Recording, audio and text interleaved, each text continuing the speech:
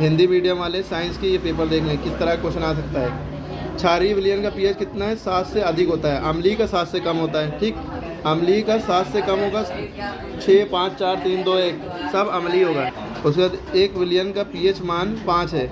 किसी का पीएच मान कितना है? 5 है। तो 5 हमने बताया 7 से कम होगा तो अम्लीय होगा, तो बस ये अम्लीय में टिक लगा देंगे। इस तरह का अगर सवाल आए और HCl या कोई भी लिखा हो, H यानी कि अम्ल, जिसमें H होता है वो अम्ल कहलाता है, जिसमें आखिरी में OH होता है वो क्षार कहलाता है। ठीक है, तो अब जब भी इस तरह का सवाल है तो जो पावर लगी होगी उसका माइनस हटा के वही आंसर हो जाएगा। ठीक है, अगर पावर माइनस नहीं है तो माइनस आंसर में लग जाएगा। तो यहाँ पावर में 6 है, 10 की पावर -6 है, तो आंसर 6 हो जाएगा। ठीक है, माइनस हट जाएगा। ठीक, एक क्वेश्चन ये आ सकता है, शुद्ध जल का पीएच मूल्य कितना होता है? 7 होता है। ये याद रखना, शुद्ध जल का पीएच मूल्य 7 होता है। धावन सोडा का रासायनिक सूत्र क्या है? Na2CO3 × 10H2O, sodium carbonate decahydrate. पेयजल के जीवाणु रहित करने में क्या मतलब, पानी अगर गंदा है तो उसको साफ करने, कीटाणु मारने के लिए ये ब्लीचिंग पाउडर डाला जाता है। कैल्शियम ऑक्सीक्लोराइड या कैल्शियम हाइपोक्लोराइड इस तरह के इसका नाम होता है। ठीक है, अम्लीय लवण है तो NaHCO3, सोडियम बाईसल्फेट। ठीक है, एक विलयन का पीएच मान 3 है। देखो 3 है, 7 से कम है, जब भी 7 से कम होगा तो अम्लीय आ जाएगा। ठीक है, खाने के सोडे का रासायनिक सूत्र क्या है? सोडियम बाइकार्बोनेट NaHCO3, खाने में ये सोडा पड़ता है। ठीक है, और इसके बाद अम्लीय वर्षा यानी कि एसिड रेन जो होती है उसका पीएच वैल्यू होती है 5.2। देखिए दूध में कौन सा एसिड होता है? हमने बताया था लैक्टिक एसिड, है ना। अच्छा, उसमें जो है जो दूध वाले क्या करते हैं, दूध फटे ना तो सोडा मिला देते हैं। सोडा डालने से क्या होता है? दूध जल्दी फटता नहीं है, दूध के अंदर अपने आप एसिडिटी बनने लगती है, एसिड बनने लगता है। अगर उसकी एसिड जो है 6.5 से कम होने लगता है और कम होता जाता है तो फट जाता है दूध, क्योंकि हल्का सा एक नींबू की बूंद भी दूध में डाल दो दूध फट जाएगा। इसलिए दूध का और खट्टास से बहुत ज़्यादा दुश्मनी है। ठीक है, इसलिए उन लोग क्या करते हैं? सोडा डालते हैं। सोडा बेस होता है, वो क्या होता है? दूध को फटने से बचाता है। वो पीएच वैल्यू दूध की पीएच वैल्यू बढ़ा देता है। ठीक है, सारी बातें समझ में आ रही हैं। और जो खाने के सोडा होता है उसका सोडियम बाइकार्बोनेट यानी बेकिंग सोडा कहते हैं। H बीच में लग जाएगा तो बाई नाम होगा, सोडियम बाइकार्बोनेट। ठीक है, NaHCO3 ये याद रखिएगा आप लोग, सोडियम बाइकार्बोनेट या baking soda. Sodium hydrogen carbonate भी कह सकते हैं इसको। प्लास्टर ऑफ पेरिस में कितने अणु क्रिस्टल जल के होते हैं? तो आधा। POP प्लास्टर ऑफ पेरिस में, POP को प्लास्टर ऑफ पेरिस इसमें आधा होता है और इससे जिप्सम बनता है। अगर 1.5 क्रिस्टल और जोड़ दें तो जिप्सम बन जाता है। इसकी रिएक्शन भी आती है। जिप्सम में क्या होता है? तो 2H2 होता है, यानी कि 2 हो जाते हैं, डबल। अगर इस तरह का कोई न्यूमेरिकल आए कि जो है आपको पीएच वैल्यू निकालना हो, क्या पीएच का मान निकालना हो और OH का जैसे दिया है तो पीएच का फॉर्मूला होता है -log H+, उस तरह से निकालते हैं। और अगर जो है पीएच मान कह दिया कि पीएच मान 5 है, हाइड्रोजन आयन निकालना है तो H+ का फॉर्मूला होता है 10 की पावर -pH, तो उसकी वैल्यू हो जाएगी 10 की पावर -5। उल्टा बना सकते हैं इसको, उल्टा का सीधा भी दे सकते हैं। देख लें, क्वेश्चन नोट कर लें, सारे इंपॉर्टेंट हैं। किसी का पीएच मान शुद्ध जल का पीएच मान 7 ही होगा, ये बात बताइए। ठीक है, जो अभी हम बोल रहे थे कि ताज़ा दूध को पीएच मान को 6 से बदल कर क्षारीय क्यों बना देता है, इससे दूध को दही बनने में अधिक समय क्यों लगता है। ठीक है, इस दूध बेचने वाला ताज़े दूध को के पीएच को 6 से बदल कर थोड़ा अधिक कर देता है, बना देता है, क्योंकि ऐसा करने से दूध अधिक समय तक खराब नहीं होगा। क्षारीय से अम्लीय होने में अधिक समय लगेगा, जबकि दूध का पीएच 6 ही होता है, 6 या उससे कम होने लगता है, तो ये अपेक्षाकृत अधिक समय में ही दही में परिवर्तित होगा। ठीक है, जल का आयनिक गुणनफल क्या है आप लोग देख सकते हैं। ठीक है, रिएक्शन भी नीचे है, ये भी इंपॉर्टेंट है। रिएक्शन देखिए जैसे क्या होता है कि जब बुझा चूना क्लोरीन से अभिक्रिया करता है, रिएक्शन करता है, तो बुझा चूना कहते हैं CaOH का उल्टा ट्वाइस, कैल्शियम हाइड्रोक्साइड। ठीक है, जब क्लोरीन से रिएक्ट करेगा तो ब्लीचिंग पाउडर बनेगा CaOCl2। ठीक है, ये रिएक्शन दोनों याली और याली दोनों इंपॉर्टेंट है। ठीक है, ये भी देख लिए। उसके बाद ये पीएच वैल्यू क्या होता है, एग्जाम में ज़रूर आ सकता है, पीएच वैल्यू वाला एग्जाम में ज़रूर आ सकता है। ठीक है, पीएच वैल्यू अम्लों को क्षारों से जलीय विलयन में हाइड्रोजन आयनों की सांद्रता मापने में प्रयुक्त होता है। ठीक है, ये बात है। और ये 7 जो लिखा है, ये 7 जो है पानी का होता है, इधर जो है अम्लीय होगा। 7 से कम जितने होंगे सब अम्लीय, 7 से ज़्यादा जितने सब क्षारीय है। ठीक है, ये question most important, plaster of Paris को आर्द्र रोधी बर्तन में क्यों रखा जाता है। ठीक है, सारी बातें देख लीजिए, क्योंकि इसमें जो है नमी आ जाएगी तो ये जम जाएगा। तो ये रिएक्शन है POP से जिप्सम बनाने की reaction. How can you obtain gypsum from POP, ऐसे भी क्वेश्चन आ सकता है। What happen when gypsum react with water, क्या होगा जब जिप्सम प्लास्टर ऑफ पेरिस जो है 1.5 मॉलिक्यूल वाटर से रिएक्ट करेगा, ठीक है, तो जिप्सम बन जाएगा, ठीक है। इसमें देखिए बस इसके फॉर्मूले में इतना फ़र्क है, यहाँ पे 1/2H2 होता है, बस यहाँ पे 2H2 होता है, ठीक है। ये जिप्सम का हो जाता है, ये POP का हो जाता है, ठीक है। तो ये रिएक्शन सारी देख लिए, इसकी रिएक्शन ये है, इस दूसरे वाली की ये है, रिएक्शन याद कर लीजिएगा ज़रूर है, और नीचे जो लिखा है ये भी पढ़ लीजिएगा, ठीक है। ये क्वेश्चन भी इंपॉर्टेंट है कि अम्ल, क्षार तथा लवण की परिभाषा एक उदाहरण के साथ। तो अम्ल उसे कहते हैं जिसमें H+ मिले, ठीक है, और क्षार किसे कहते हैं जिसमें OH- मिले, ठीक है। और लवण के बारे में आप देख सकते हैं, ये सब पूरा पढ़ लिएगा, ठीक है। अब इतना टाइम नहीं, जल्दी जल्दी सब कुछ बताना है, ठीक है। सारी रिएक्शन देख लिए। बेकिंग पाउडर वाला भी इंपॉर्टेंट है, ठीक है, इसके बारे में रिएक्शन नीचे दी हुई है, थोड़ा पढ़ेंगे खुद से स्क्रीनशॉट लेके जैसे भी। और अगर वीडियो ब्लर आ रही है तो इसके लिए हमने एक वीडियो अभी डाली है कि वीडियो धुंधली वीडियो को साफ कैसे करें उसको देखें। एक ये क्वेश्चन आ सकता है, लेड नाइट्रेट का रासायनिक सूत्र PbNO3 का होल ट्वाइस, ये याद रखिएगा। यहाँ 3 है, ये ब्रैकेट में यहाँ से यहाँ पे 2 लगेगा, होल ट्वाइस, NO3 का होल ट्वाइस, लेड नाइट्रेट कहते हैं इसको, ठीक है। जर्मन सिल्वर में कौन सी धातु नहीं होती? सिल्वर नहीं होती, बाकी ये सब होता है, कॉपर, जिंक और निकल। ये सारे क्वेश्चन भी देख लीजिएगा, एक बार नज़र मार लीजिएगा। एक क्वेश्चन इंपॉर्टेंट है, कॉपर के 2 प्रमुख नाम, ठीक है, Cu2S, Cu2O, क्यूप्राइट, और देख लीजिएगा, ठीक है। ये 90% चांस है कि इसका आने का ब्लास्ट फर्नेस का डायग्राम, ये पूरा आपको टेम्परेचर और ये पूरा ऐसे ही बनाना होगा, ये सारी चीज़ें लिखनी होंगी, बहुत आसान है, यूँ करके यूँ बनाइए, देख लीजिए, ठीक है। वात से भट्टी बहुत इंपॉर्टेंट, ठीक। उसके अलावा ये 100% आएगा कि पेपर में किसी ना किसी सेट में। सक्रियता श्रेणी क्या है, आपको ये बारे में लिखना पड़ेगा, और इसकी ये पूरी टेबल ये लिखनी पड़ेगी, पोटेशियम, कैल्शियम, सोडियम, कैल्शियम और मैग्नीशियम, एल्यूमिनियम, ये पूरा ऐसे ही लिखना पड़ेगा। और सबसे अधिक अभिक्रियाशील कौन है? पोटेशियम। अलग से क्वेश्चन बहुत। मोस्ट रिएक्टिव मेटल कौन सा होता है?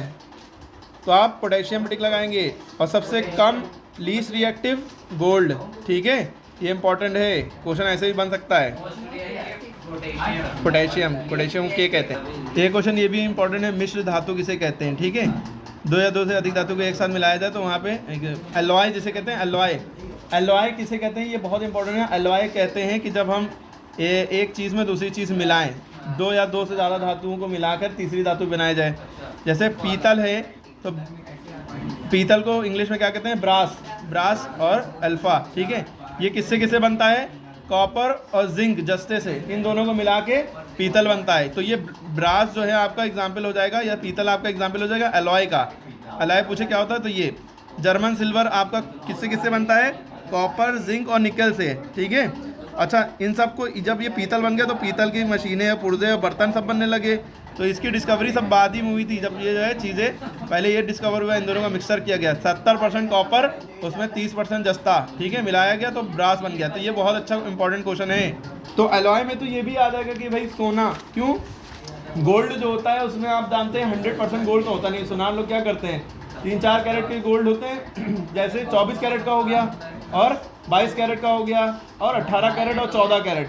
तो जो जितना ज़्यादा गिरता जा रहा है 14 कैरेट वाले में तांबा और पीतल वगैरह जो है, तांबा जो भी वो मिला देते हैं, इससे क्वालिटी डाउन हो जाती है इसकी, ठीक है, गोल्ड की शाइनिंग कम हो जाती है। तो 24 कैरेट गोल्ड जो है अवेलेबल है नहीं यहाँ इंडिया में भी, क्या वो क्योंकि लिक्विड फॉर्म में रहेगा शायद, ठीक है।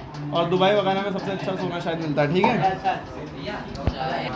डेसिमराइजेशन का भी देख लीजिएगा, आप लोग थ्योरी पढ़ लीजिएगा, ठीक है। उसके बाद देखिए क्वेश्चन ये इंपॉर्टेंट है, ब्यूटेनॉन में नॉन जब भी ओन लगा हो तो CO कीटोन होगा, कीटोन का CO होता है। प्रोपेनल, अल नल है ना, CHO। नॉल होता है नोल, NOL, नॉल नाम है नो, ला नोल तो होता तो इसका आंसर OH हो जाता, ठीक है। देखिए एसिटिक एसिड, एसिटिक एसिड का फॉर्मूला सुन लें। इसका पहले तो फॉर्मूला भी पता होना चाहिए, CH3COOH। इसको सिरका कहते हैं। इसको क्या कहते हैं? सिरका जो आप खाते हैं, सिरका, अरे का के ऊपर लगाना, सिरका जो आप लोग खाते हैं उसे एसिटिक एसिड कहते हैं। एसिटिक एसिड का दूसरा IUPAC नेम क्या है? Ethanoic acid. Ethanoic acid acetic acid का, तो ये लिख लिया होगा। एसिटिक एसिड का दूसरा नाम या IUPAC नेम इथेनोइक एसिड होता है। एक चीज़ आपसे ये भी पूछ सकता है, IUPAC का फुल फॉर्म जल्दी बताओ। IUPAC का full form, I for international, shut up, I for international, U for union, for pure, and A for and, applied, A for applied है ना, केमिस्ट्री, CHEMISTRY, हिंदी में लिख लेना इसको। इंटरनेशनल NAL, ठीक है, international union for pure and applied chemistry, ठीक है। IUPAC का फुल फॉर्म पता होना चाहिए, ठीक। उसके बाद फॉर्मल्डिहाइड, देखिए बहुत इंपॉर्टेंट है। फॉर्मल्डिहाइड का IUPAC नेम मिथेनॉल है। और फॉर्मल्डिहाइड का फॉर्मूला सुनो, फॉर्मल्डिहाइड का फॉर्मूला होता है HCHO, बहुत इंपॉर्टेंट है, मोस्ट इंपॉर्टेंट है, किसी ना किसी सेट में 100% आएगा। फॉर्मल्डिहाइड, फॉर्मल्डिहाइड का IUPAC नेम तो मिथेनॉल है, मिथेनॉल है, नॉल नहीं है। नल इसलिए क्योंकि जिसके आखिरी में CHO लगा होगा उसको नल पढ़ेंगे, ठीक है। जिसके आखिरी में OH लगा होगा उसको ऑल पढ़ेंगे, मिथेनॉल, ठीक है, इथेनॉल ऐसे, ठीक है। HCHO फॉर्मल्डिहाइड इसका नाम है और मिथेनॉल कहते हैं इसको। इसी तरह देखें एसिटल्डिहाइड, एसिटल्डिहाइड क्यों कहेंगे, CH3CHO। अब देखो एसिटल्डिहाइड का यहाँ पे देखो IUPAC नेम पूछा ना, तो देखो इथेनॉल हुआ, क्यों नल हुआ, देखो इसके आखिरी में CHO आ रहा है। एथेनॉल क्यों हुआ, क्योंकि एक कार्बन और दो कार्बन, टोटल दो कार्बन हो गए ना, दो कार्बन जैसे ही होंगे एथ से नाम शुरू होगा। एक कार्बन होगा, यहाँ देखो एक ही कार्बन है, एक ही C दिख रहा है तो मेथ से नाम शुरू होगा, ठीक है। चार कार्बन होंगे तो ब्यूट, तीन कार्बन होंगे तो प्रॉप, जैसे यहाँ पे देखो CH3CO CH3, एक कार्बन, दो कार्बन, तीन कार्बन, तो प्रॉप से नाम शुरू होगा। और बीच में अगर CO लिखा होता है तो नोन लगता है, प्रोपेनोन, ठीक है। C2H6 इथेन कहते हैं, ठीक है। C2H6 को क्या कहेंगे, इथेन, C2H6 को इथेन कहेंगे, C2H4 को इथीन कहेंगे, ETHENE इथीन, या एसिटिलीन। C2H2 इथाइन, इथाइन असल में एल्कीन, एल्काइन है ये, ठीक है। एल्किल CH3 होता है, CH3 अगर कहीं लिखा है तो इसको मेथाइल कहेंगे, मेथाइल, ठीक है। C2H5 लिखा है तो इसका नाम कहाँ से शुरू होगा, एथाइल से, लेकिन ये कॉमन नेम है, IUPAC नेम में एथ लग जाता है, C2 के लिए एथ लग जाता है, ठीक है। कॉमन नेम में एथिल, एथाइल, एथिल जो भी कह लो। जैसे प्रोपेनॉल लिखा है, प्रोपेनॉल, इसका फॉर्मूला क्या होगा, जल्दी बताइए। प्रोपेनॉल, प्रॉप जैसी लगेगा 3 हो जाएंगे, ठीक है, C3H7OH, ठीक है। प्रोपेनॉल का फॉर्मूला क्या हो जाएगा, C3H7OH। प्रोपेनॉल होता तो C3H7CHO। देखो प्रयोगशाला में सर्वप्रथम किस कार्बनिक यौगिक का निर्माण हुआ, लैब में सबसे पहले किस कार्बनिक यौगिक का निर्माण हुआ था, प्रयोगशाला में यूरिया का। इसका फॉर्मूला सुन लो, NH2CO NH2, ये बहुत इंपॉर्टेंट है, 99% किसी ना किसी पेपर में आएगा। NH2CO NH2, NH2CO NH2, urea कहते हैं, UREA, यूरिया, ठीक है। तो यूरिया समझ में आ गया, यूरिया का दूसरा नाम फॉलिक एसिड भी कह सकते हैं इसको, ठीक है। उसके अलावा देखिए ये सारे देखिए कितने ज़्यादा सन में आए, जो ज़्यादा सन में आए हैं वो ज़्यादा पढ़ लिएगा, ठीक है। ये रिएक्शन देखिए एथिलीन है, C2H4 हो जाएगा, इसको देखिए कंबाइन करें, एक C 2 C, C2 लिख दिया, एक दो चार हाइड्रोजन, दो चार हाइड्रोजन, C2H4 हो गया। जब इसकी रिएक्शन हम इससे कराते हैं तो इथेन बन जाता है। देखिए एक C 2 C यानी C2, 3H 6H, C2H6, तो इथेन हो गया। अरे एन कब लगेगा आखिरी में, जब डबल प्लस 2 हो, 2 का डबल 4 हो गया, 4 में 2 प्लस करोगे 6 हो जाएगा, double plus 2 n, just double ईन, डबल -2 आइन, ठीक है, जैसे हमने यहाँ बताया था, ठीक है। जस्ट डबल हो जाए, 2 का डबल 4 तो ईन, ठीक है।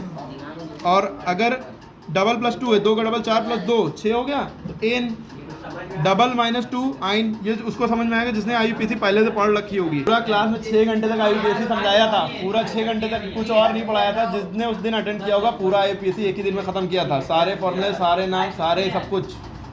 PVC का फुल फॉर्म भी देख लिए, पॉलीविनिल क्लोराइड, IUPAC का फुल फॉर्म भी देख लिएगा, ठीक है। ये भी रिएक्शन देख लिएगा, थोड़ी डरावनी लग रही है। और मीथेन की सूर्य से प्रकाश की उपस्थिति में क्या साथ अभिक्रिया होती है, इसका आंसर ये दिया हुआ है, ठीक है, नॉलेज के लिए।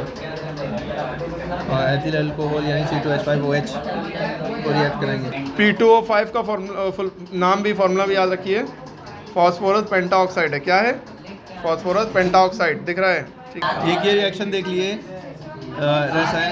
एसिटिक अम्ल से मीथेन बनाने की, CH3COH एसिटिक अम्ल होता है, इसको सोडियम हाइड्रोक्साइड से जब रिएक्ट कराएंगे तो आपको सोडियम एसिटेट मिलेगा, फिर सोडियम एसिटेट को दोबारा सोडियम हाइड्रोक्साइड से रिएक्ट कराएंगे तो आपको मीथेन मिल जाएगी, यही बनानी थी। और ये सोडियम कार्बोनेट अलग हो जाएगा, ठीक है। ये हो गया एसिटिक अम्ल के दो उपयोग या यूजेस देख लिए। ये किसी भी एसिड के जो उपयोग आए तो आप लोग किसी एक का याद कर लिए। जैसे इसको इसका तो सिरका है, सिरका बनाने में इस्तेमाल होता है, लेकिन अगर किसी का आपको नहीं आता है तो ये लिख सकते हैं कि लैब में यूज़ होता है, लैब में यूज़ होता है, लैब में कोई भी प्रोडक्ट बनाने में यूज़ होता है। ठीक है, इस तरह से लिख सकते हैं। एक तो लिख ही सकते हैं, बाकी दूसरा कुछ भी लिख दिए अगर नहीं आता तो।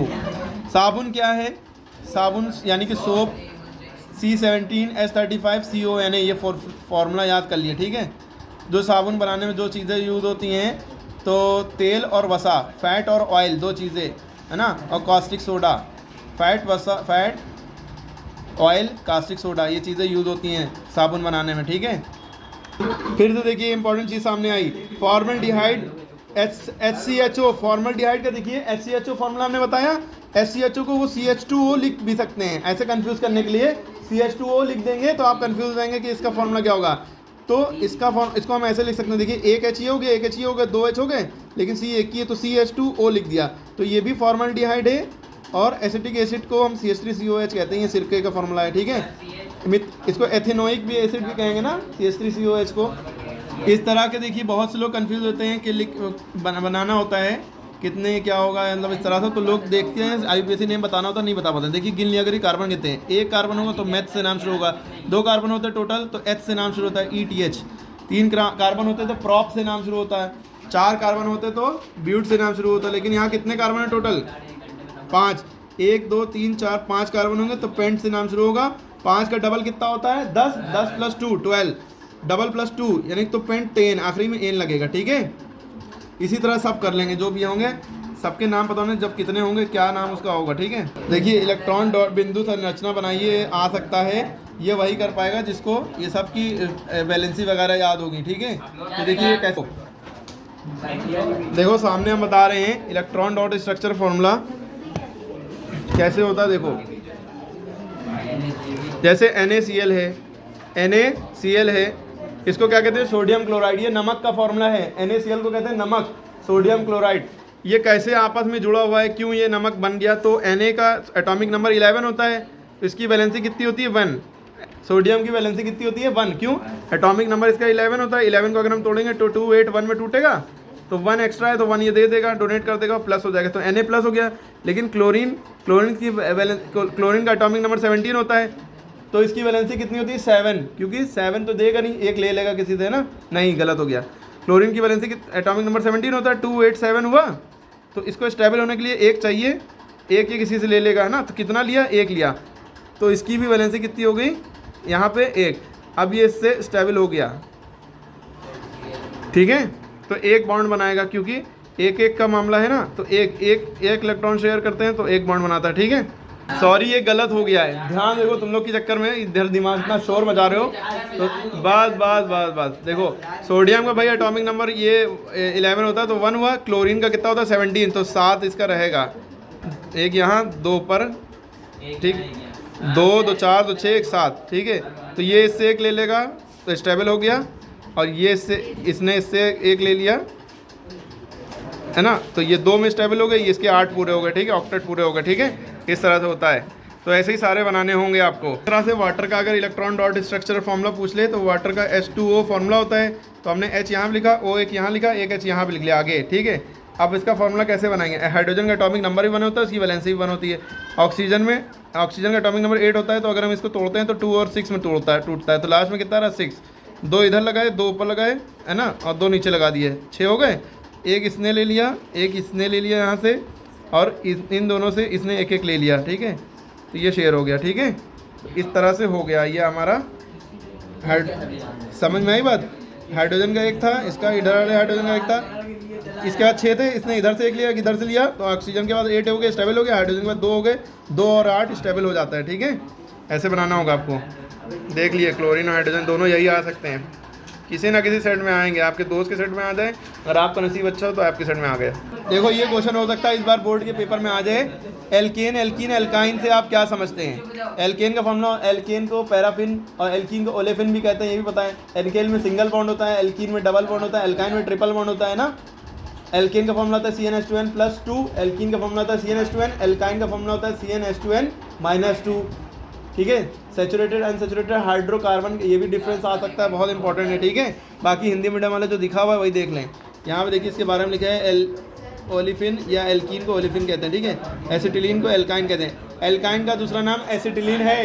एल्काइन का दूसरा नाम एसिटिलीन है, ACETYLENE, ठीक है। और ये बेंजीन रिंग जो होती है C6H6, ये भी याद रखिएगा। पायरिडीन और ये सब दिख रहा है, ये भी पढ़ लिएगा। समूह तथा मूलक से आप क्या समझते हैं, ये भी इंपॉर्टेंट है। इन सब के IUPAC नेम लिखने को आ सकते हैं, जैसे मिथेनल, मिथेनल और इस तरह के ऐसे बता चुके हैं, सब नीचे देख लिए लिखे हुआ है, ठीक है। ये सब IUPAC नेम इनके आ सकते हैं। और ये भी इस तरह का, ये भी क्वेश्चन देख लिए। ये रिएक्शन वाला एथेनॉल कैसे मिलेगा, ये सब थ्योरी पढ़िएगा, ठीक है। प्रोपेन टू ऑल, ठीक, ये रिएक्शन है, इसका प्रश्न का उत्तर है, ठीक है। साबुन क्या है, उसके बनाने की क्रिया क्या है, देखिए पूरा प्रोसीजर लिखा है। साबुन बनाने का फॉर्मूला होता है CH2O CO C17H30, ये हमें पूरा याद था। इसकी ट्रिक भी होती है, C17H35 आखिरी में होगा, इसको सोडियम हाइड्रोक्साइड से रिएक्ट कराएंगे और CH2OH से और CHOH और CH2H। ये ग्लिसरॉल का फॉर्मूला होता है। ग्लिसरॉल का भी फॉर्मूला याद होना चाहिए, CH2OH CHOH CH2OH, ठीक है। और इससे ये बनता है सोडियम एसीटेट, साबुन बन जाता है। साबुन का फॉर्मूला होता है C17H35 COONA, C17H35 COONA। Reaction याद कर लिए। अच्छे साबुन की विशेषता मतलब आपके वो है नसीब के, ये सब क्वेश्चन फंस जाए तो, ठीक है। ये भी देखिए क्वेश्चन है कि एथिल अल्कोहल से, ठीक है। देखिए ये क्वेश्चन 100% आ सकता है। मेंडलीव तथा आधुनिक आवर्त सारणी की तुलना, ठीक है। बस ये मेंडलीव एटॉमिक वेट पे बेस है और मॉडर्न पीरियोडिक टेबल या आधुनिक आवर्त सारणी ये एटॉमिक नंबर पे बेस है ना, ठीक है। देखिए मॉडर्न जो इंग्लिश मीडियम वाले हैं वो भी देख लें, ये और हिंदी मीडियम वाले भी, कि ये इसका डिफरेंस ज़रूर आएगा, मेंडलीव पीरियोडिक लॉ और modern periodic law. Mendeleev periodic law में आपको बस यही लिखना है, physical and chemical properties of the element are periodic function of their atomic weight. बस ये वर्ड याद रखिएगा। ये modern Mendeleev periodic table atomic weight पे बेस है, एटॉमिक वेट को ए से शो करते हैं, ये नोट करते हैं। और मॉडर्न पीरियोडिक टेबल में पूरी यही कहानी लिखेंगे जो लिखा है, यहाँ पे भी वही लिखेंगे, बस खाली यार लास्ट में एटॉमिक वेट की जगह एटॉमिक नंबर लिख देंगे। अच्छा, एटॉमिक वेट के भी 3-4 नाम होते हैं। एटॉमिक वेट को एटॉमिक मास भी कहते हैं, एटॉमिक मास भी कहते हैं, और तीसरा नाम इसका होता है मास नंबर, मास नंबर। इसके 3 नाम होते हैं एटॉमिक वेट के, तीनों का मतलब सेम है, atomic wait, atomic mass, atomic number को Z से शो करते हैं। अच्छा, एक क्वेश्चन आ सकता है 1H1 जो होता है, या ऐसे लिखिए 1H1 जो है हाइड्रोजन का आइसोटोप है, इसको कहते हैं प्रोटियम। एक क्वेश्चन आपसे ये भी पूछा जाता है आइसोटोप्स क्या होते हैं। आइसोटोप्स वो होते हैं जिनका एटॉमिक नंबर सेम हो, same atomic number, same atomic number, different atomic mass. जिसका एटॉमिक नंबर सेम हो, मास नंबर डिफरेंट हो, यही लिखना होगा, मास नंबर अलग हो, ठीक है, डिफरेंट। एटॉमिक नंबर सेम हो, यही, मास नंबर डिफरेंट हो। लेकिन आइसोबार एक चीज़ होती है, आइसोबार, इसमें इसका उल्टा कर देंगे, same atomic weight but different atomic number. Isobar में same atomic weight but different atomic number. Isotones भी होता है, सेम नंबर ऑफ न्यूट्रॉन होता है, वो आपके कोर्स में नहीं है, ठीक है। आइसोटोप्स और आइसोबार में कंफ्यूज ना होइएगा, ठीक। एक याद रखिएगा, दूसरा अपने आप याद रहेगा, उसका उल्टा होता है दूसरा। 1H1 प्रोटियम, 1H2 ड्यूटेरियम, ये भी आपसे पूछा सकता है, ये हमने प्री बोर्ड के पेपर में आप लोग को दिया भी था, ड्यूटेरियम, ठीक है। 1H3 इसका क्या होगा, ट्राइटियम, क्या होगा, ट्राइटियम, ठीक है, TIUM, ट्राइटियम। ये भी आ गया। आइसोटोप्स ऑफ हाइड्रोजन है, देखिए सबका एटॉमिक नंबर सेम है, नीचे वाला नंबर, ये इधर वाला जो लिखा है ये इसका एटॉमिक नंबर है, और ये एटॉमिक वेट है जो ऊपर लिखा है, ठीक है। 1, 2, 3 ये देखिए डिफरेंट है, एटॉमिक नंबर सेम है, ठीक है। तो वही तो होते हैं आइसोटोप जिनका सेम एटॉमिक नंबर हो, मास नंबर डिफरेंट हो, या एटॉमिक वेट डिफरेंट हो। क्लियर हो गई बात। देखो इस तरह का एक क्वेश्चन आ सकता है, मतलब इलेक्ट्रॉन विन्यास ये दिया होगा, इलेक्ट्रॉनिक कॉन्फ़िगरेशन 282, 8 2 10 2 12, आप पूछेंगे इसका नाम क्या है, तो इसका नाम मैग्नीशियम हो जाएगा, ठीक। जिसका आपको एटॉमिक नंबर याद होना चाहिए, जैसे किसी का एटॉमिक नंबर 11 है तो ये कौन है, तो ये सोडियम है, ठीक है। तो आपको लाइन से याद होना चाहिए कि हाइड्रोजन का 1 होता है, हीलियम का 2 होता है, लिथियम का 3 होता है, बेरिलियम का 4 होता है, बोरॉन का 5 होता है, कार्बन का 6 होता है, नाइट्रोजन का 7 होता है, ऑक्सीजन का 8 होता है, और नियॉन का 9 किसका होता है, फ्लोरीन का, है ना, नियॉन का 10, सोडियम का 11, मैग्नीशियम का 12, है ना, एल्यूमिनियम का 13, सिलिकॉन 14 और phosphorus 15, sulphur 16, chlorine 17, argon 18, potassium 19, calcium 20, कम से कम इतना याद होना चाहिए। और ऊपर से ये भी याद होना चाहिए सिल्वर Ag47, सिल्वर का Ag होता है, गोल्ड का Au79 है ना, कॉपर का Cu, ये सब याद रखिए चीज़ें, ठीक है। यही मैंडली वाला और डायगोनल रिलेशनशिप विकर्ण संबंध पर ये इंपॉर्टेंट है, ये ऐसे ही बनाना होगा जैसे लिखा है, सब डायगोनली इनसे मैच करते हैं, ठीक है। एक क्वेश्चन तो यही याद आएगा कि हमारे पेट का शेप कैसा होता है, वो जे शेप होता है, ये याद रखिएगा, जे शेप होगा, यू शेप ना टिक लगाइएगा, जे शेप होता है, ठीक है। स्टमक, पेट, एब्डोमेन जो भी कह लो उसका शेप जे होता है, ठीक है। उसके बाद एक क्वेश्चन जैसे जो 100% आने वाला है, ये यकृत, यानी यकृत माने लीवर होता है, लीवर को हिंदी में यकृत कहते हैं। ये क्या, कौन सा जूस स्रावित करता है, बाइल जूस, बाइल जूस को हिंदी में कहते हैं पित्त रस, ठीक है, ये पूछा जा सकता है, ठीक है।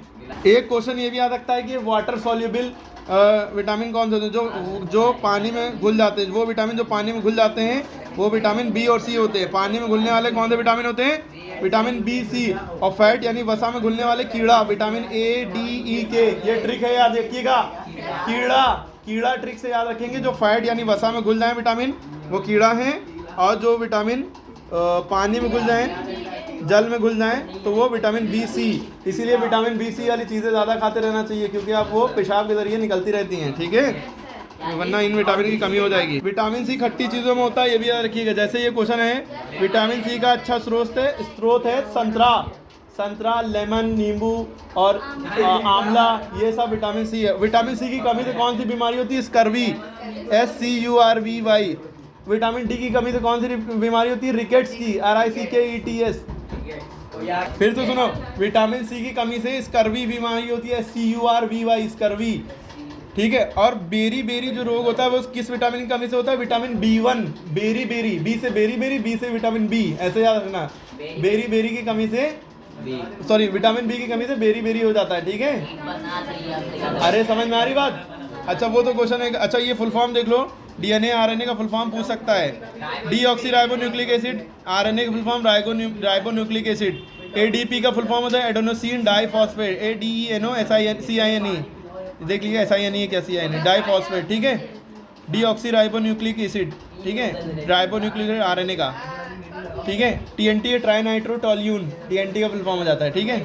BOD का फुल फॉर्म होता है biological oxygen demand, bio oxygen, देख लिएगा जो। विटामिन ए की कमी से क्या होता है, नाइट ब्लाइंडनेस, विटामिन ए की कमी से नाइट ब्लाइंडनेस, यानी कम दिखेगा रात में। और आयरन की कमी से, खून में आयरन की कमी हो जाती है तो एनीमिया हो जाता है, ठीक है, एनीमिया, ANAEMIA। पल्मोनरी आर्टरी, शिरा खुलती है, रुधिर होती है, सब देख लें बाएं एलिन से, ठीक है। जो हमारे खून का रंग होता है वो लाल किसकी वजह से होता है, हेमोग्लोबिन की वजह से, HAEMOGLOBIN, हेमोग्लोबिन। यहाँ पे हीम लिखा है, हिंदी में हेम कहते हैं उसको, ठीक है। आगे पूछ लिया, केवल जल में घुलनशील होता है, यानी कि कौन सा इसमें विटामिन जल में घुलनशील होता है, तो हमने ट्रिक बताई है, B और C ये दोनों जल में घुलनशील होते हैं, पानी में घुल जाते हैं। और KEDA यानी कि vitamin K, vitamin D, vitamin A और विटामिन E, ये सारे फैट सोल्यूबल होते हैं, यानी कि वसा में घुलनशील होते हैं, ठीक है। पित्त रस का स्राव अभी हमने बताया, लीवर और पित्त, ये दोनों याद रखिए। लीवर के वाले में पित्त टिक लगाएंगे, पित्त रस, और पित्त रस वाले में लीवर, बाइल जूस यानी कि, है ना। एक ये क्वेश्चन आप लोग देख लीजिएगा, ये सामने दिख रहा है क्लोरोफिल वाला, इसको आप लोग खुद से करिएगा, ठीक है, सामने दिखा, टाइम नहीं इतना। ये भी क्वेश्चन देख लिए क्या है, प्रयोगो देख तरह से दिख लीजिए, प्रकाशन विकास। और मेन ये क्वेश्चन 100% आने वाला है, मनुष्य के पाचन तंत्र वाला, डाइजेस्टिव सिस्टम वाला क्वेश्चन 100% आएगा, देख लिए किसी ना किसी टाइम में, ठीक है। और ये देखिए इसके बारे में पूरा पाचन तंत्र वाले में है, ठीक है। उसके बाद आपका जो सबसे इम्पोर्टेंट है, और रुधिर और लसिका में अंतर, और ये भी देख लिए डिफरेंस, बस एक बार पढ़ने का है, ठीक है, डिफरेंस भी पढ़ लीजिएगा सभी। ये देखिए ये भी एक क्वेश्चन बहुत इंपॉर्टेंट, मनुष्य श्वसन अंगों का, है ना। और इसमें डायग्राम जो नहीं बनाएगा, डायग्राम बनाना है, लेबलिंग ये जरूर, नाम जरूर लिखना है, लेबलिंग, डायग्राम में लेबलिंग जरूर करना, वरना नंबर कट जाएंगे, ठीक है। लेबलिंग आप लोग जरूर करिएगा, वरना नंबर। और ये 100% जो क्वेश्चन आएगा, 100% जो क्वेश्चन आएगा जिसमें कोई शक नहीं है, 100% जो क्वेश्चन आएगा जिसमें कोई शक नहीं है, वो ये वाला है, हार्ट वाला, स्ट्रक्चर ऑफ हार्ट, हृदय वाला, ठीक है। थ्योरी देख लिए, बस इसमें ये सब जो मेन बातें ये सब हाईलाइट कर दिएगा। हार्ट की जो वॉल होती है वो पेरिकार्डियन कहलाती है, हार्ट की वॉल को पेरिकार्डियम कहते हैं। और हार्ट की जो मसल्स होती हैं, हार्ट की जो मांसपेशियाँ होती हैं वो कार्डियक मसल्स कहलाती है, ठीक है, ये याद रखिएगा। और डायग्राम देख लिए, डायग्राम ज़रूरी है बनाना, डायग्राम ये सारी लेबलिंग करना है बहुत ज़रूरी। और इसका फंक्शन कार्य क्या होता है, 70 से 80 बार 72 टाइम्स 1 मिनट में धड़कता है। और इंसान 1 मिनट में सांस कितनी बार लेता है, 15 से 18 बार, है ना। लेकिन दिल कितनी बार धड़कता है 1 मिनट में, 72 टाइम्स पर मिनट या 70 से 80 बार। ये भी देख लिए क्वेश्चन गर्भ निरोधक वाला, और ये वाला भी क्वेश्चन, ठीक है, आप लोग खुद से करिए, ठीक है। ये डायग्राम भी देख लीजिएगा इस तरह से। और ये 100% ये भी आ सकता है, यानी पुष्प का नामकरण चित्र बनाइए और इसके बारे में, ठीक है। पुष्प से रिलेटेड कोई भी क्वेश्चन आए तो आप यही पढ़ लिए कायदे से, इसी को बना दिएगा, ठीक है। Father of genetics Gregor John Mendel, ये क्वेश्चन आएगा। जेनेटिक्स के फादर कौन है, ग्रेगर जॉन मेंडल। इन्होंने किस प्लांट पे एक्सपेरिमेंट किया था, पी प्लांट पे, मटर के पेड़ पे, जिसे हम कहते हैं पाइसम सेटाइवम। बोटेनिकल नेम क्या होता है, पाइसम सेटाइवम, ये भी याद रखिएगा। ये क्वेश्चन यही आता है कि मटर के पेड़ पे इन्होंने किया था, आनुवंशिकता वाला, ठीक है। और मनुष्य के में शुक्राणु ऑटोसोम की संख्या कितनी होती है, 20। देखो इधर, अगर ये क्वेश्चन आए कि ह्यूमन में ऑटोसोम्स की संख्या कितनी होती है, तो आप लोग 44 पे टिक लगाएंगे। अगर 44 ऑप्शन में नहीं होगा तो 22 पेयर लिखा होगा। 22 पेयर का मतलब होता है 22 इंटू 2 यानी कि 22 का 2 गुना यानी कि 44। और क्रोमोसोम्स अगर क्वेश्चन है क्रोमोसोम्स कितने होते हैं, तो 23 पेयर यानी कि 46। क्रोमोसोम वाले में 46 लगाएंगे, ठीक है, लेकिन ऑटोसोम्स वाले में 44 टिक लगाएंगे। अगर 40 क्रोमोसोम्स पूछा है, 46 ऑप्शन में नहीं दिया, तो 23 पेयर ऑप्शन में होगा, तो 23 पेयर टिक लगाइएगा। डीएनए आरएनए में डिफरेंस देख लिए, डीएनए आरएनए में डिफरेंस आ सकता है, इंपॉर्टेंट है। स्टैनले मिलर वाला आप लोग एक एक्सपेरिमेंट पढ़ लीजिए, डायग्राम देख लिए, नंबर डायग्राम से मिल जाएंगे, अगर अच्छे से आप डायग्राम बना लेंगे। स्टैनले मिलर वाला इंपॉर्टेंट है, ठीक है। जैसे मेंडल के आनुवंशिकता के नियमों की विवेचना कीजिए, ये 100% आ सकता है। कुछ ही क्वेश्चन हमने 100% बताया, एक स्ट्रक्चर ऑफ हार्ट वाला, एक मेंडल वाला, एक फ्लावर वाला, है ना, और डाइजेस्टिव सिस्टम वाला। ये क्वेश्चन मोस्ट इंपॉर्टेंट है, 100% आ सकते हैं। तो इसकी थ्योरी आप लोग देख लिए। एक मेंडलीफ है, वो केमिस्ट्री में, मेंडल बायो में, जो कि हम दिखा रहे हैं अभी, ये मेंडल है। इनमें एकल का नियम है और लक्षणों का ये, और ये इसमें से आप लोग अपने शब्दों में लिखिएगा, तीनों नियम लिखने होने चाहिए। स्वतंत्रता वाला ये, ठीक है, तीनों नियम लिखे होना चाहिए, एकल वाला और ये तीसरा वाला, ठीक है। और ये भी बनाइएगा, ठीक है, वरना नंबर नहीं मिलेंगे। शब्द छोटा छोटा शॉर्ट में बनाइएगा। और ये भी देख लीजिएगा, लैमार्कवाद और डार्विनवाद, इसके बारे में थोड़ा सा पढ़ लीजिएगा। लैमार्किज्म और डार्विनिज्म। ओरिजिन ऑफ स्पीशीज किसने लिखी है, origin of species by natural selection, तो आप लोग चार्ल्स डार्विन ऑप्शन टिक लगाइएगा। Origin of species Charles Darwin. और ये भी थ्योरी ऑफ नेचुरल सिलेक्शन या डार्विनिज्म, ये किसने लिखी है, डार्विनवाद वाला, है ना, ऐसे। और ये फिलोसॉफी जूलॉजिक, ये लैमार्किज्म वाली है, ठीक है, ये पूछ सकते हैं। R = 2F, ये पूछ सकते हैं फिजिक्स में, ये आ सकता है, ठीक है, ये देख लें। और ये वाला क्वेश्चन है, ठीक है, बाकी इंपॉर्टेंट है, ये सब देख लें। 50 सेंटीमीटर फोकस की दूरी पर उत्तल लेंस की क्षमता क्या होगी, है ना, पावर ऑफ लेंस, क्या है ना, उत्तल लेंस को कहते हैं पावर ऑफ लेंस। तो इसमें आप फॉर्मूला लगाते हैं P = 100/F। तो आप यहाँ देखिए F की वैल्यू क्या है, 50 दी है, तो P = 100/F आप फॉर्मूला लगाएंगे, यानी कि 100 ऊपर है, 50 नीचे आ गया, ठीक है। 0 घटा 5 2 10, आंसर आ गया 2 डायोप्टर आंसर आ गया, ठीक है। इस तरह का क्वेश्चन आएगा। प्रकाश की चाल कितनी होती है, 3 × 10⁸ 8 मीटर/सेकंड, ये याद ही कर लिए, ठीक है। ये देखिए, इस पर न्यूमेरिकल 100% एक आएगा। जैसे आपको रेडियस निकालनी हो, रेडियस और कर्वेचर R = 2F, जितना फोकल लेंथ दिया हो उसको 2 से मल्टीप्लाई करो। अगर फोकल लेंथ निकालनी है तो रेडियस का आधा, जितना रेडियस दी हो उसको आधा कर दो, फोकल लेंथ आ जाएगा। यहाँ 20 सेंटीमीटर वक्रता त्रिज्या दिया है, तो फोकस उसका आधा हो जाएगा, 20 का आधा 10, ठीक है। एक ये न्यूमेरिकल भी देखिए, दोनों न्यूमेरिकल भी देख लीजिएगा, ठीक है। यह न्यूमेरिकल सॉल्यूशन देख लिए, ये यहाँ पे है और ये आ सकता है, ठीक है। और यहाँ ये सॉल्यूशन है पूरा उसका। देखो, जब इस तरह से ये आप देख लो, डायग्राम अगर पढ़ा होगा, बस ये इंपॉर्टेंट है, देख लो, है ना। इसकी अगली वीडियो में डाल देंगे हम, ठीक है, कैसे क्या होता है, ठीक है। स्ट्रक्चर ऑफ आई वाला ये क्वेश्चन, आँखों वाला क्वेश्चन, ये आ सकता है, और इसमें आपको डायग्राम ऐसा बनाना होगा, ठीक है, देख लें, ठीक है। ऐसा क्वेश्चन बहुत बार आया हुआ है, गौड़ निष्पेषण वाला, तो इसमें आपको प्रकाश का विश्लेषण डिस्पर्सन ऑफ लाइट कहते हैं। एक लाइट 7 रंगों में बढ़ती है, ठीक है। विप ग्योर बैगनी है, विप वायलेट है ना, विप ग्योर लिख के आएगा, ये विप ग्योर है, ठीक है। ये 11 न्यूमेरिकल भी देख लीजिएगा, ठीक है। देखो ये वोल्ट में दिया है, ये एम्पेयर में, बी की वैल्यू दी है, आई की वैल्यू दी है, और ये पी की वैल्यू दी है। आपको निकालना है कितने वाट का बल्ब है। तो सब कुछ नोट किया, बी की वैल्यू नोट करी, आई की वैल्यू नोट करी, ठीक है। यहाँ से आपने पी की वैल्यू निकाल ली, P equal to B I से, और एन की वैल्यू कुल मिला के सॉल्व करके याद आएगी, ठीक है। आप इतना टाइम नहीं हम समझाएं, ठीक है। एक न्यूमेरिकल ये वाला है, ये देखो पैरेलल में है, इसको भी सॉल्व किया गया है ना, ये इंपॉर्टेंट है। देखिए ये क्वेश्चन हम पहले भी बता चुके हैं, ये इंपॉर्टेंट है। ये देखिए ये दोनों पैरेलल में है ना, ये और ये पैरेलल में है, तो पहले इसको सीरीज में कर लो। जब इसको पैरेलल में, इसको मतलब सॉल्व कैसे करोगे, तो इसको ऐसे सॉल्व करोगे, R बराबर R1 into R2 upon R1 plus R2, ये फार्मूला लगाओगे, है ना। ये बुक में फार्मूला थोड़ा टफ होता है, बच्चे नहीं समझ पाते हैं। तो इसमें बस क्या करना है, जो जो पैरेलल में हो उन दोनों को मल्टीप्लाई करो ऊपर, और नीचे ऐड कर दो। ऊपर मल्टीप्लाई करनी यानी 2 इंटू 2 अपॉन 2 प्लस 2, 2 2 2 4 हो गया, 2 प्लस 2 4 हो गया, 4 1 4 4 1 4 1 आ गया।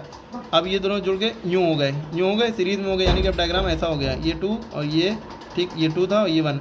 अब ये 2 और 1 ये देखो सीरीज़ में है, तो सीरीज़ का फॉर्मूला होता है R बराबर R1 प्लस R2, R1 की वैल्यू 1 ये निकल आई, या इसको 1 मान लो, R1 की वैल्यू 2 और R2 की वैल्यू 1 निकल आई, जोड़ दिया, 3 आंसर हो गया, ठीक है। ये जूल वोल्ट और कूलम में क्या वो है ये देख लिए, ये भी इंपॉर्टेंट है, न्यूमेरिकल देख लिया, फॉर्मूला R में 20 कर अपन पी करके।